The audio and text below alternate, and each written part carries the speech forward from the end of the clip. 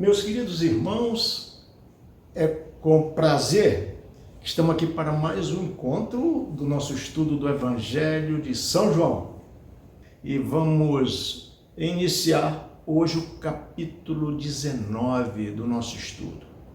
A princípio, nós queremos dividir esse capítulo em duas partes, porque ele tem 42 versículos. Vamos ver essa aula de hoje?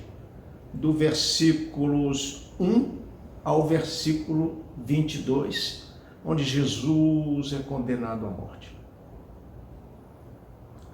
Como se trata de um texto muito denso e complexo e de grande importância, eu pediria que você paralisasse o vídeo, desse uma pausa e lesse atentamente esses 22 primeiros versículos desse capítulo.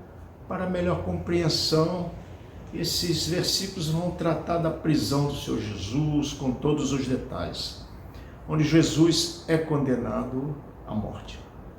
Bem, como trata-se de uma história conhecida no mundo até por quem não é cristão, e como eu estou tentando nas últimas aulas mudar a forma didática de apresentar as minhas aulas, hoje eu vou fazer mais uma mudança didática para que não seja uma aula maçante para você. Então, eu vou fazer mais um panorama, uma explicação do contexto e do texto. Vou pegar os aspectos legais e ilegais, eu vou pegar os aspectos do comportamento de Jesus, o comportamento de Pilatos e o comportamento do povo judeu.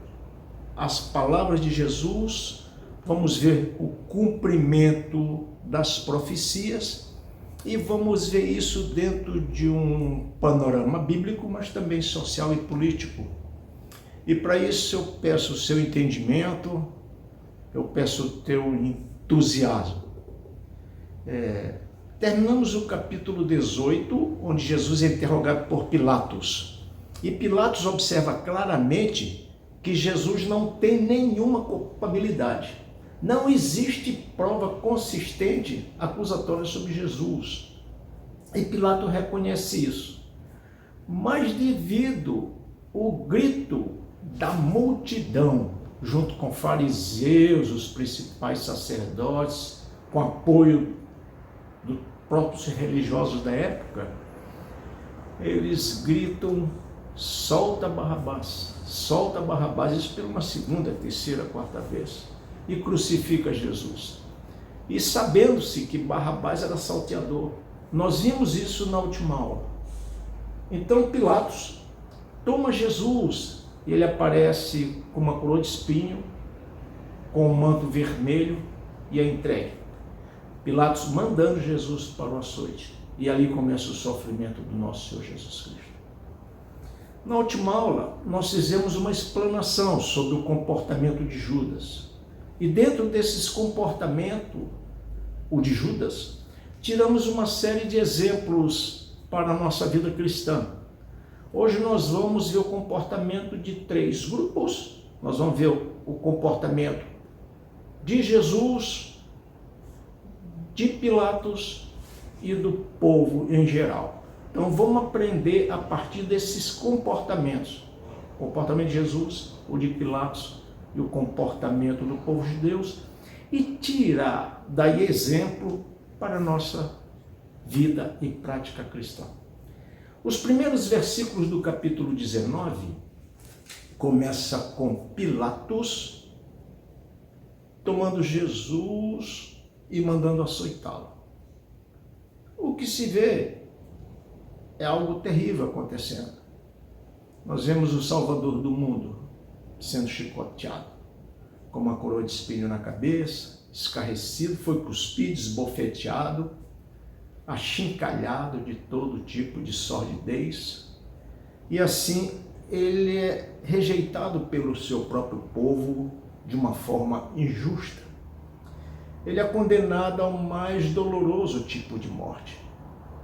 E era de fato o que devia ser: o eterno Filho de Deus, aquele a quem os anjos o assistiram várias vezes no seu nascimento, quando uma quantidade incontáveis de anjos aparece aos pastores para anunciar seu nascimento. Depois os anjos o assistiram após seus 40 dias de jejum no deserto, após seu batismo, lembra? Vimos isso no capítulo de João. E os anjos assistem também, honrando durante todo o seu ministério. E assim Jesus prova que ele era o Messias. Ele provou por várias vezes que era o Filho de Deus.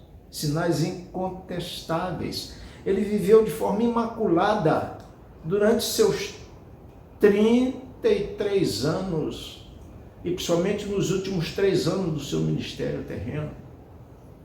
Jesus passa os últimos momentos da sua vida andando por toda parte, por toda a região que pôde, pregando o Evangelho, curando, fazendo curas, milagres, sinais, se referindo às pessoas que estavam abandonadas como ovelhas sem pastor, e viveu com intensidade. E chegou nesse dia triste de hoje, e que nos emociona até hoje, mexe com o nosso coração. Apesar de saber que está tudo sob a determinação de Deus, mas sofremos por ver a humilhação do nosso Senhor, o inigualável, o amoroso, o Filho de Deus vivo que se encarna, que se esvazia da sua glória para habitar no meio de nós e nos revelar o Pai. Um Jesus que nos amou, um Jesus que nos ama até o fim, um amor inigualável. Queridos, não existe nenhum parâmetro que possa igualar ao amor de Jesus.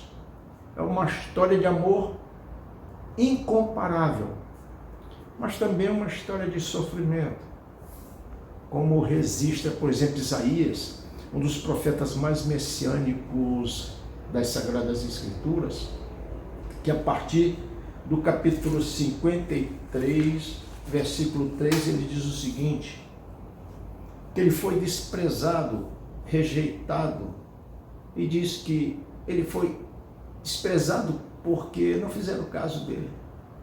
E certamente ele tomou sobre si, diz o versículo 4, as nossas enfermidades e as nossas dores. Ele levou sobre si o sacrifício, o castigo que era nosso. E nós o víamos como aflito de Deus. Ele foi traspassado pelas nossas transgressões. Ele foi moído pelas nossas iniquidades. E o castigo que hoje nos traz a paz estava sobre ele. E pelos seus sofrimentos, pelas suas pisaduras, nós fomos sarados. Ou seja, nós fomos justificados. Nós queremos também registrar nessa aula os vários olhares das pessoas que assistiram àquela cena, daqueles todos que participaram dessa cena, os olhares para Jesus. Pilatos, por 4 a 5 vezes, olha e vê Jesus como inocente. Falamos isso na última aula. Os líderes de Israel, os escribas, fariseus, os líderes dos sacerdotes, os próprios sacerdotes, viram alguém a quem eles odiavam, a quem eles queriam matar, alguém que eles perseguiram desde os primeiros dias do seu ministério público, até esse momento que ele está indo para a cruz. O povo, esse então, vê Jesus como um pecador, um blasfemo. E o povo, mas está cego, totalmente desorientado, e acredito que Deus cegou de tanta iniquidade no meio deles. Os soldados, que eram romanos, eles não estavam preocupados com Jesus. Viram apenas em Jesus um judeu desprezível, escarneceram sobre ele. Judas, ao ver Jesus condenado, viu a sua própria culpa. As mulheres que estavam juntas, a mãe de Jesus, Maria, mãe de Jesus, a irmã dela, a mulher de Clopas, a outra Maria, Maria Madalena, essas mulheres, elas veem Jesus as suas próprias dores.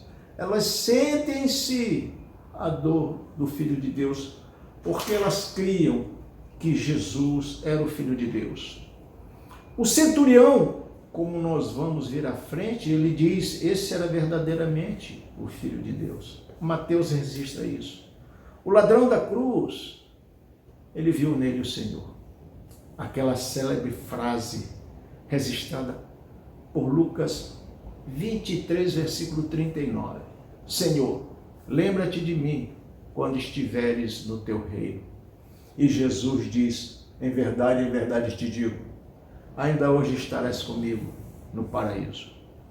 Então, o que se vê é uma cena em que ela é propositada pelo próprio Deus, sofrimento, escárnio, de tristeza, onde o nosso Senhor é humilhado para que eu e você tivesse vida. Queridos, isso não pode ser esquecido durante todos os dias da nossa existência. Saber que Ele morreu por nós. Então, essa abordagem que eu quero trazer, diferenciada das outras aulas que eu tenho ministrado para vocês, eu quero passar no segundo momento, de uma forma breve, de citar alguns cumprimentos das profecias, das escrituras proféticas sobre a crucificação do nosso Senhor Jesus Cristo. E para isso, eu vou tomar liberdade de usar os 4 evangelhos, não apenas o evangelho de João. E chega a ser surpreendente para nós, como fatos proféticos, proferidos 500, 600, 700 anos antes da crucificação do Senhor Jesus, são cumpridos nesse exato momento, provando que Ele era o Filho de Deus. Primeira profecia, capítulo 18, no capítulo 19, onde diz que Jesus foi crucificado, ladeado por 2 criminosos que mereciam pena de morte. Esse fato citado por Isaías, está lá no capítulo 53, versículo 2, 700 anos antes desse fato acontecer. A segunda profecia está no versículo 28, que trata-se de uma das 7 declarações de Jesus na cruz. Uma das 7 palavras de Jesus na cruz. Nós vamos ver todas elas. Onde ele diz, eu tenho sede. Isso está no Salmo 22, versículo 15 e Salmo 69, versículo 21. A terceira profecia cumprida está registrada em Mateus 27, 43, onde Jesus diz o seguinte, Deus meu, por que me desamparastes? Essa frase está registrada no Salmo 22, versículo 1. A quarta profecia cumprida, queridos, ela está registrada por Lucas, capítulo 23, versículo 46, onde Jesus diz o seguinte, Pai, nas tuas mãos eu entrego o meu espírito. Registrado também no Salmo 31, versículo 5. A quinta profecia é citada pelo próprio João, capítulo 19, versículo 28 e 29, onde o Senhor Jesus diz, tenho sede. E essa profecia, onde ele profere essa palavra, diz que deram por alimento a ele vinagre e fel. E essa profecia tem cumprimento no Salmo 69, versículo 21. E diz lá, por alimento me deram fel, e na minha sede me deram de beber vinagre. A sexta profecia é também citada por João, no versículo 23, onde ele diz o seguinte, repartiram entre si as minhas vestes, e sobre a minha túnica deitaram sorte. Registrado no Salmo 22, versículo 18. Então veja a riqueza de detalhes, nada foi acaso. Centenas de anos antes desses fatos ocorrerem, as profecias chegam a provar de forma contundente e inequívoca que Deus estava sob o controle de tudo, que Deus já havia determinado os detalhes da crucificação de Jesus, o que significa a forma da nossa salvação, integrando o seu Filho amado como o Cordeiro de Deus, que vai tirar o pecado de todo aquele que nele vier a crer. Sétima profecia, versículo 33, quando diz o seguinte: não me quebraram os ossos das pernas. Quem diz isso é Números, capítulo 9, versículo 1. E por fim, a oitava profecia está no versículo 34, que diz o seguinte: mas um dos soldados abriu um dos lados com uma lança, de que saiu água e sangue.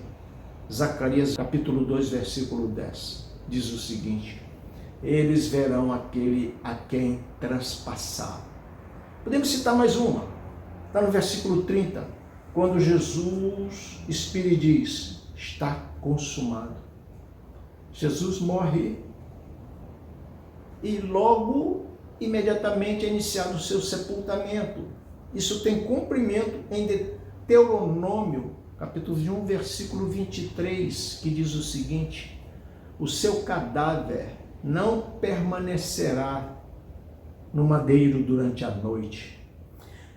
E a gente sabe que após sua morte, José de Arimateia, um dos seguidores secretos de Jesus, juntamente com Nicodemos, eles requereram o corpo do nosso Senhor Jesus Cristo para efetuar o seu sepultamento. Está no versículo 38.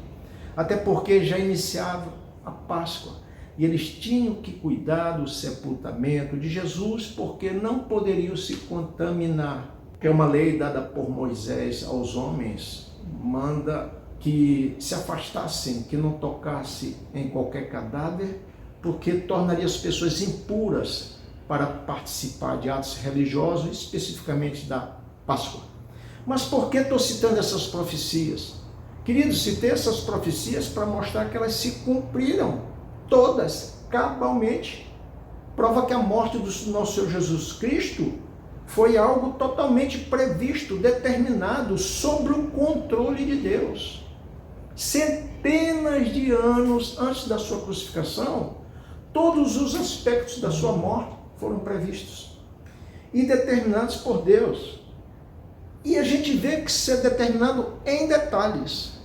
E esses detalhes foram revelados aos profetas centenas de anos antes.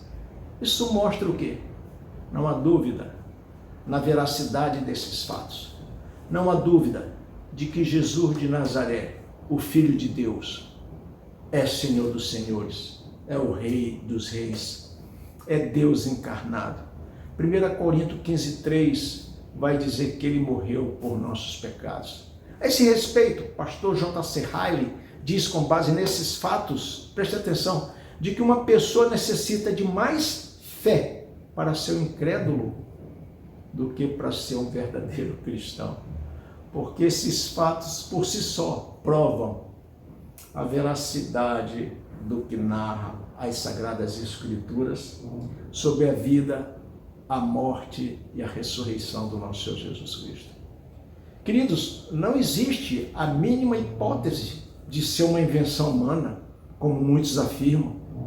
Não há como ser um acaso esses vários casos narrados em detalhes que aconteceram, que foram previstos centenas de anos antes e tiveram cumprimento exatamente da forma que foram previstos. Então estamos diante de uma história sobrenatural, de uma história maravilhosa, de um maior acontecimento de toda a história da humanidade. Um fato que nos dá real condição de crer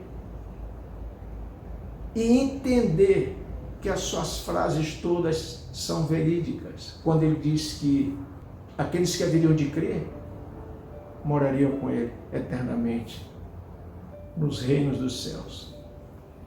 E isso é uma verdade que sustenta a nossa fé, que deve nos animar a nos envolver com a obra desse Cristo entender que agora Ele está à direita de Deus Pai, intercedendo por nós como sumo sacerdote, que é um dos seus ministérios.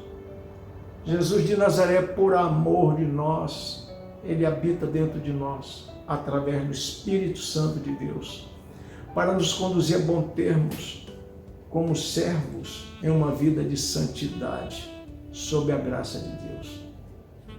Eu te peço que você creia nisso. Eu te peço que essa aula de hoje possa reavivar tua fé. Eu espero que essa aula de hoje possa te trazer, meu irmão, convicções incontestáveis. As Sagradas Escrituras são criticadas, dizem que é um livro que foi traduzido, é um livro que foi escrito há vários anos atrás. Mas isso são coisas demoníacas.